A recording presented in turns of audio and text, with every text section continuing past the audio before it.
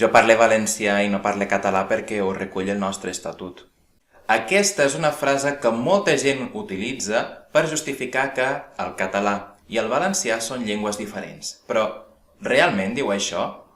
Concretament, a l'Estatut del País Valencià, a l'article 6è, hi diu: la llengua pròpia de la Comunitat Valenciana és el valencià. Per tant, és cert, és el valencià.